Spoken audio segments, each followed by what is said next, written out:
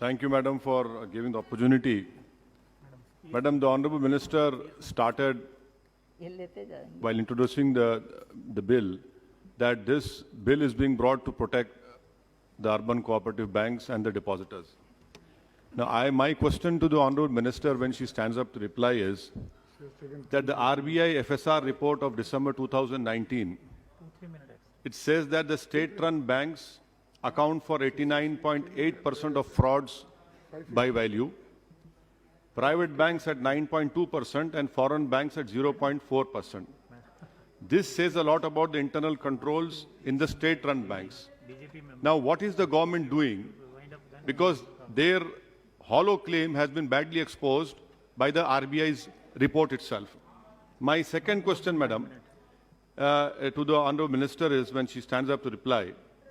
The PNB bank was hit with 20,000 crore and we know Mr. Mr. Nirav Modi fled with and no heads have rolled so far. Why is that case? Third question is the Modi government's real concern about PMC Bank, which the Honorable Minister spoke about. When it came to Yes Bank, the SBI immediately infused funds into Yes Bank. Why this stepmotherly treatment for PMC? 60 people have committed suicide. What is the interest that government had with Yes Bank and that same love is not shown towards PMC Bank? And what kind of administrator is working in PMC Bank from last 1 year? That person, that honorable person has not been able to sell the yacht which is stuck in Sri Lanka. 2 aircrafts are stuck in Mumbai airport. This is the love of this government for PMC depositors who are suffering day in, day out. Sir, my third question is about this. In this bill, it talks about issue of equity, preference or special shares by way of public's issue and private placement. Are you trying to say that now SEBI will interfere in it? Because this issue of equity and public issue, are you bringing in SEBI? Please enlighten all of us. My fourth question to the Honorable Minister is that RBI is being given power is the government claim. If that is the case, why did Yes Bank, PNB, IL&FS, and in March 2020, Franklin Templeton happened? What was RBI doing? What was this government doing? How did they allow all these four important things which happened was right under the rule of Mr. Modi? My fifth question is, since demonetization, the financial industry is slowly and steadily collapsing and showing how regulation by RBI, SEBI, NABARD is completely absent. So the way banks are now suffering, I feel one of the reasons is because of this unplanned Tughlaq-like decision of demonetization.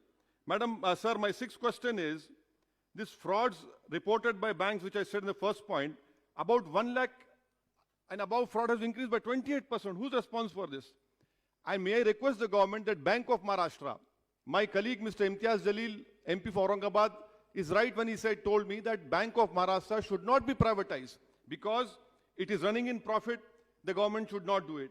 And the last point which I want to know from the Honorable Minister when she stands up to reply is that this Modi government has this habit of encroaching upon, basically weakening the federalism, encroaching upon the state list.